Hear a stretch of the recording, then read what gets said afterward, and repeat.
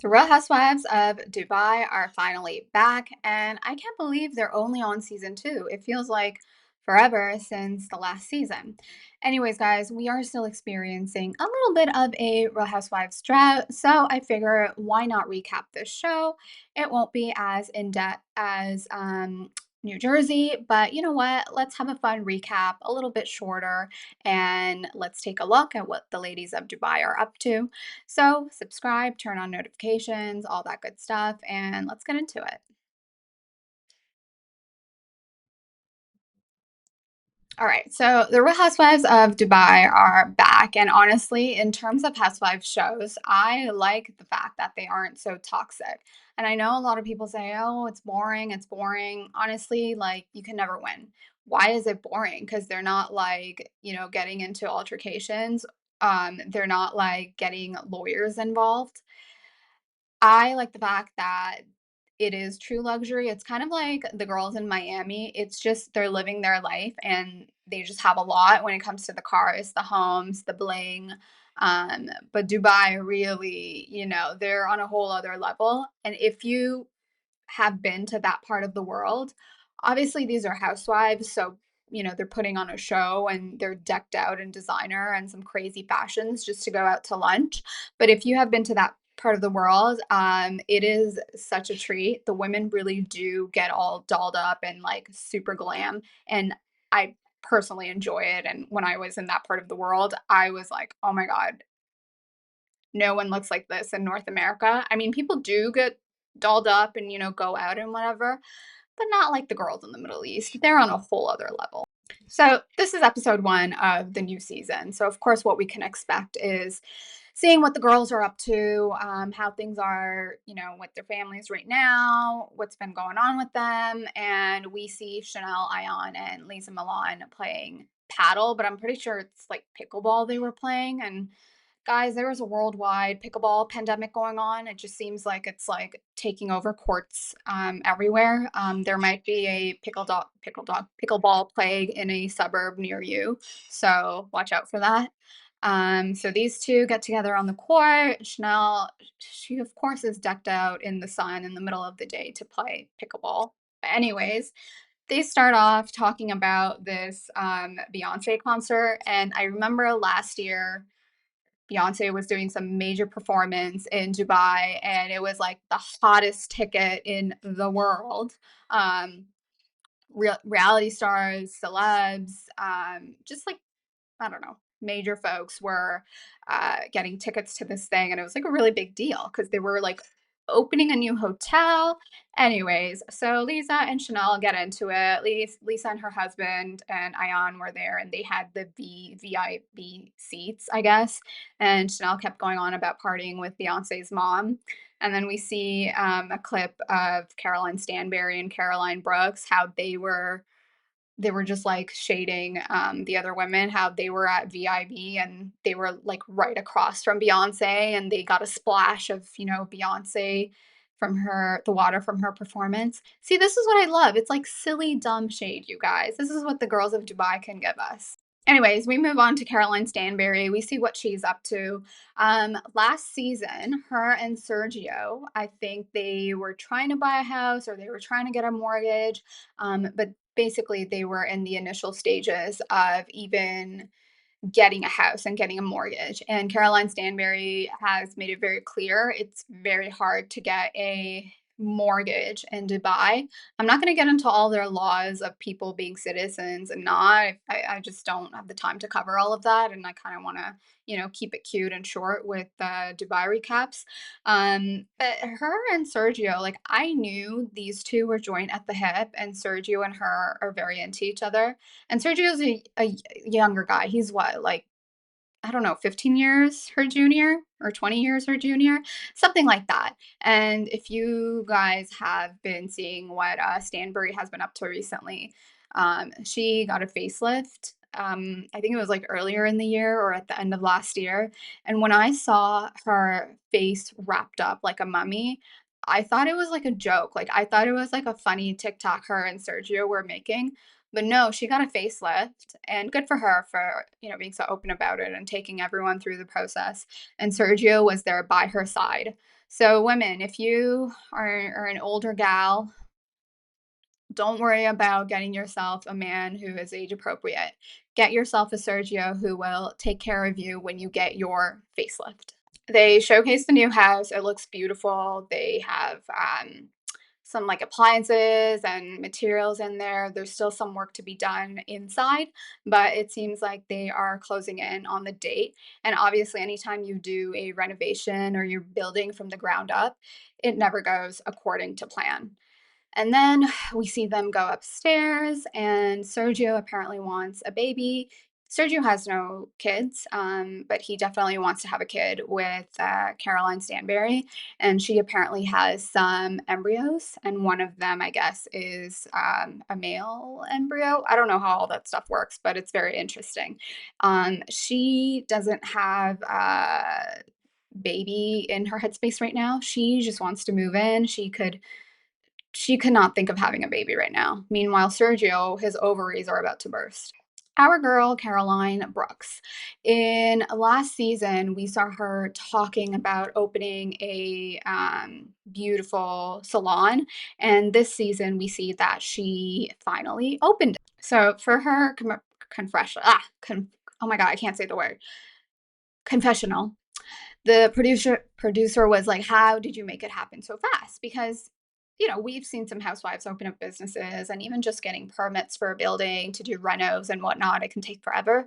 But also, guys, they are in Dubai, so I don't really know how things work there, but I think it's a worldwide problem right now when it comes to renovations, where it be residential or commercial. And she straight up just answers money. I mean, hey, if you got the money and you can get people to do the work, great, things are going to open up fast. And the glass house spa, it opens up, it's beautiful. And the contractor is her ex-husband, who I guess is like some sort of a developer. And we saw her and her ex-husband, who she shares a child with, they finally spoke last season. They did it on camera. Things weren't good between them for a number of years, but now they're on good terms. But we did see that like awkward dispute between them about like the bathroom and how something's like lower than it should be. So that was a little bit uncomfortable to see them fight on camera. We have Sarah Al-Madani, who is forever healing.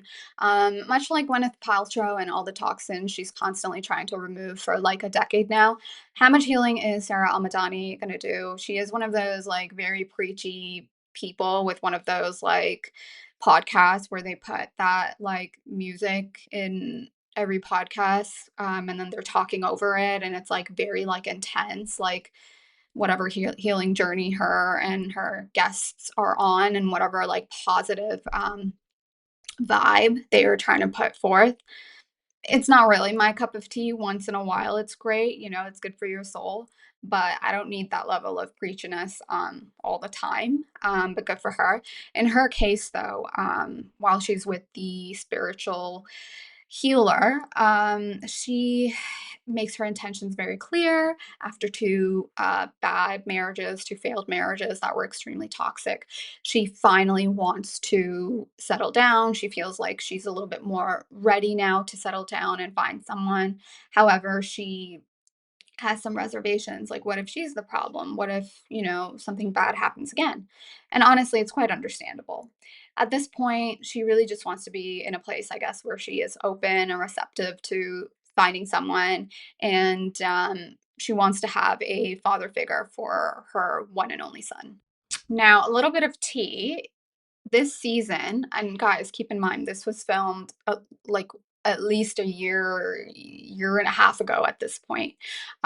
So at this point, we do see Lisa Milan and Chanel Ayan on good terms, and Chanel Ayan is trying to get Lisa Milan to try and be friendly with Caroline Stanberry. She thinks they would get along. Now, fast forward to reality, I don't know what's going on with Chanel Ayan and Lisa Milan right now, but it seems like they are no longer friends. So it's going to be interesting to watch the season and, where these two end up at the end of the season. So these two go out, and Lisa Milan is like, well, I want to get in good terms with Stanberry, but at the reunion, um, Caroline Stanberry came for Lisa Milan's fashionable maternity wear line. She came after her business, how apparently Lisa Milan, she likes, I don't know, steals designs or someone else put forth the investment, all this crap. But I think at this point, we're going to see them put things behind them. And in another scene, we're going to cover that. Now, up till this point of the show, it's been pretty like demure, like it's been like whatever. But I think these two have a very important conversation about universities, schools, the safety of their kids, which I'll get to. At this lunch, what's her name? Chanel Ion brings a pineapple for Caroline Stanberry as they are trying to do a refresh in their friendship. And Ion is like, "Oh, this is, this is what you represent. You're like the pineapple. I'm like the pineapple."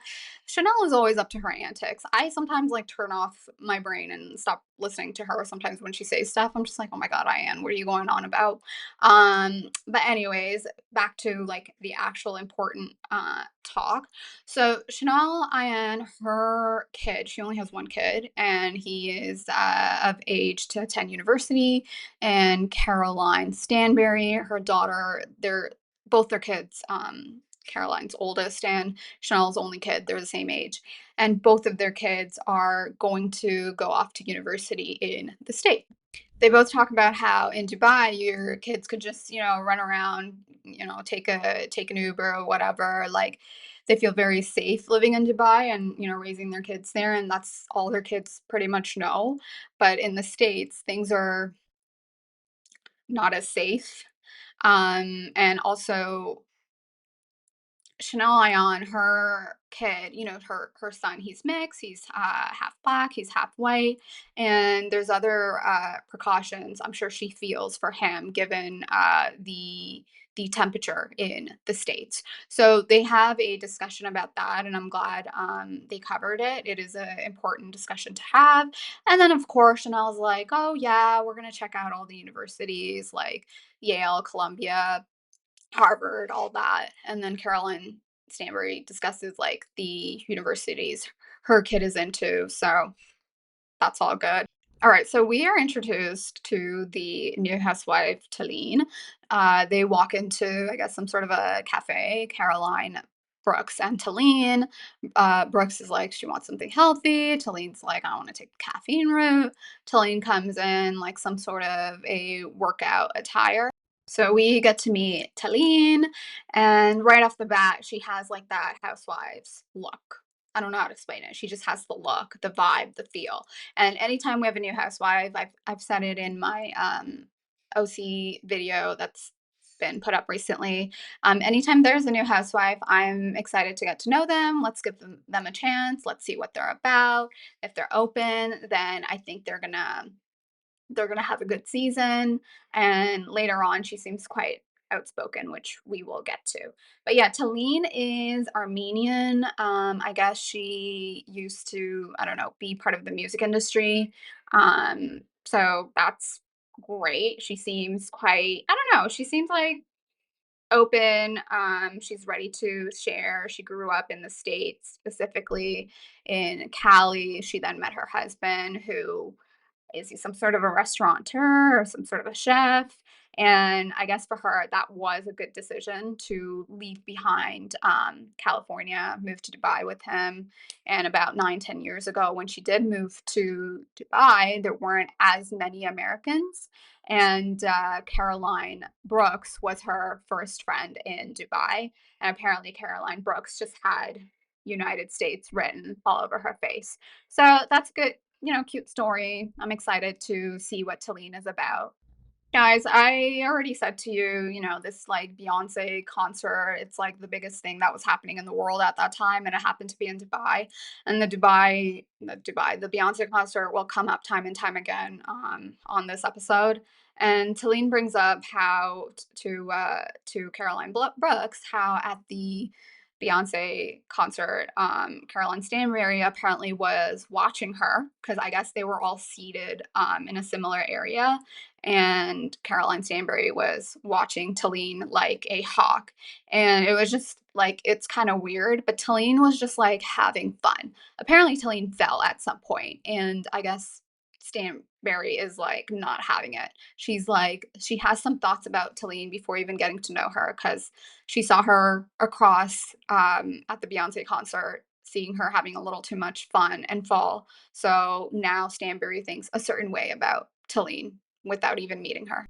All right, so the big cast meetup, everyone is together. So that's great. It's Lisa Milan's beach day. We see Chanel Ayan wear this ridiculous outfit to the beach in the middle of the day. And it's those high platform heels. You cannot get a higher heel than that, as Stanbury calls out Ayan.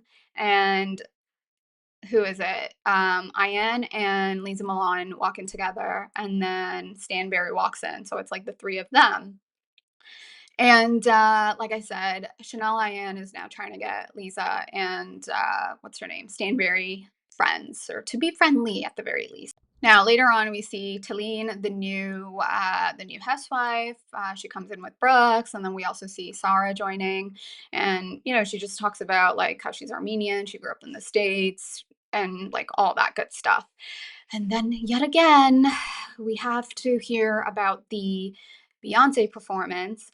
And but this time it is actually imperative because Stanbury brings up Talene face planting at the Beyonce event, and Brooks is also slurring in this lunch, and then she has to like excuse herself and go to the bathroom. But anyways, Talene and Stanbury.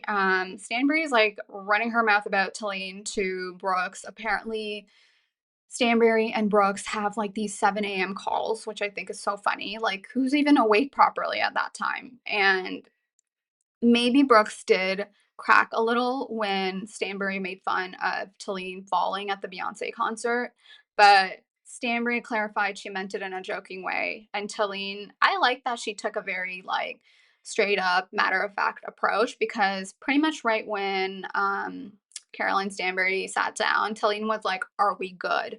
And I like it when the housewives are, a little spicy and get like right to the point, because there's no point beating around the bush. While all that is going on, we also see Ayan and Zara go off to the side and like talk about their beef, which who knew they even had beef? Because season one, Ayan shared a very personal story, and she had Sarah there with the therapist, I believe it was. And Sarah seemed like a good shoulder to cry on. But shortly after filming, things got very heated. We saw them coming, at each other during the reunion. And the beef was all over Twitter, which is honestly so petty. And then they're both like walking away from each other and going back to the table. And Ayan is like, "You should check your soul." And Sarah is like, "You should buy your clothes." See, like petty drama, guys. Like, this is what we need more of. So I don't know what's going on with Ayan and Sarah. They basically came back to the lunch and they were not happy. You guys, let me know what you thought about the first episode. It was fun. It was nice to watch. I like seeing all the mismatch what do you call it, designer outfits, Fendi here, Dior there, another brand here. At least with our girls in Dubai, we know most of it is Fendi and not Endy, if you know what I mean. Let me know what you think of the new girl. And yeah, subscribe, turn on notifications, all that good stuff. I will catch you guys later.